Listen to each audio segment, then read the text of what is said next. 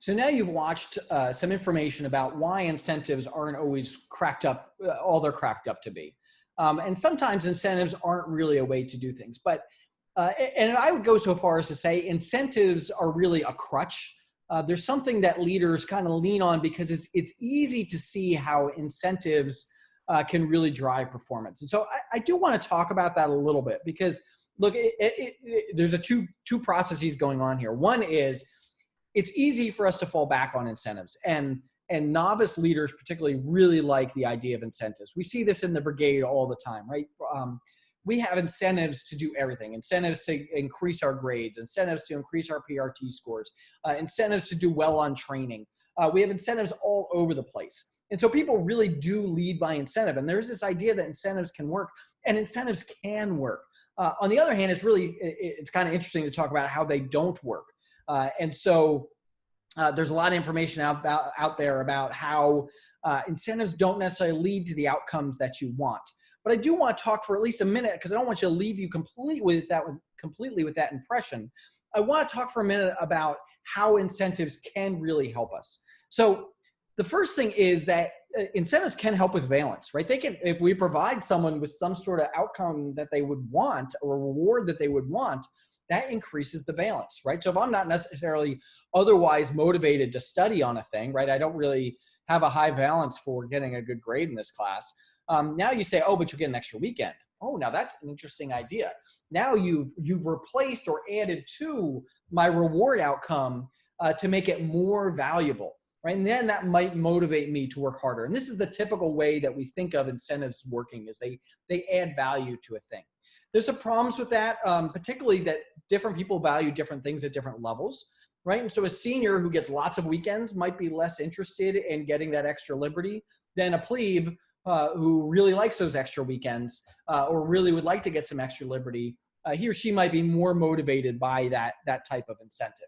So incentives have different values for different people. Even praise as an incentive, right? Some people really like to get public praise. Some people don't like to get public praise. And so that can actually be a disincentive for some people because they don't want to be singled out in that way. So you really have to be aware of how your incentives are actually valuable to what people. But certainly incentives can drive valence. Another thing that incentives can do is they can help with clarity of expectations.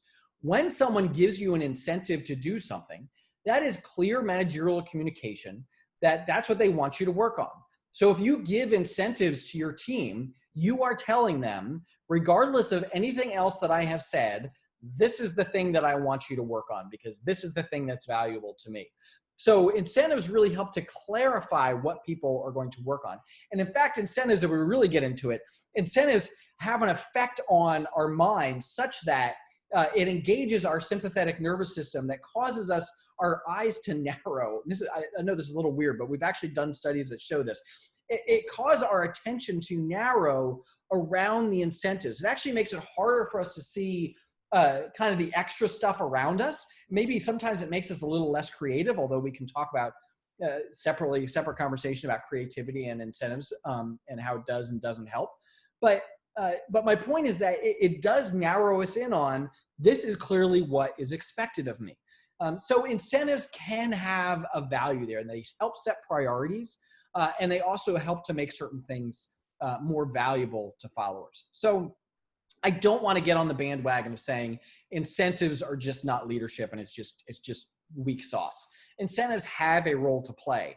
It's just that an over-reliance on incentives doesn't always get us there. The other thing I would do is talk about the role between incentives and goals, and talk about, so certainly it's a common thing to add an incentive to a goal.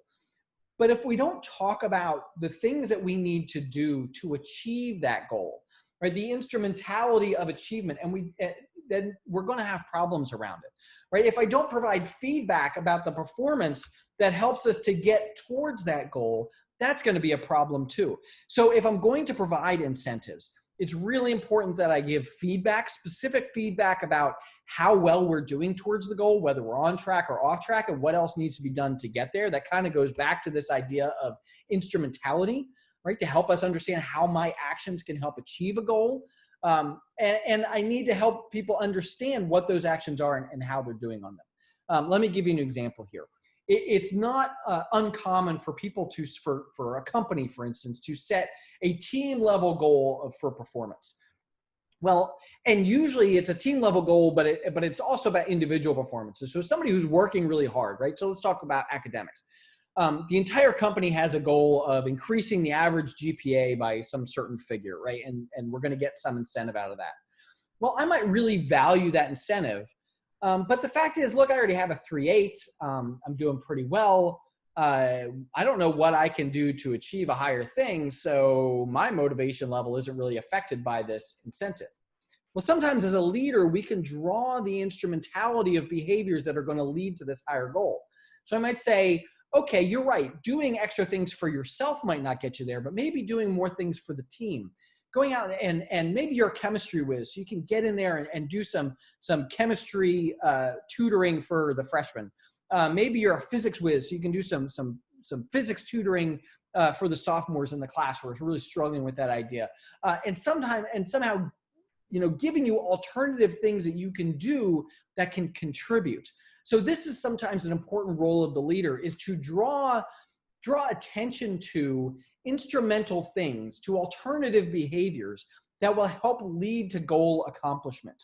Because sometimes it's a little bit hidden. We set these maybe year-long goals or these high-level goals, and it gets hard to figure out what we're supposed to do to achieve those goals. So as a leader, it's incumbent upon me to not only make those goals valuable in terms of an incentive, but also to draw in the instrumentality of, if you do this, this is how we're going to achieve this purpose that I want to achieve. And that's another place where leaders can really make an impact here on affecting people's motivation.